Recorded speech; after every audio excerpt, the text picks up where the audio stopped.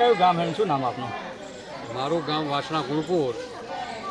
સરપંચની ચૂંટણી ચાલી રહી છે અને સરપંચના ઉમેદવાર મારા ધર્મપત્ની વાઘેલા કંચનબેન વિનોદભાઈ અને ગામમાં શાંતિપૂર્ણ મતદાન થઈ રહ્યું છે. કુલ કેટલા બૂથ છે?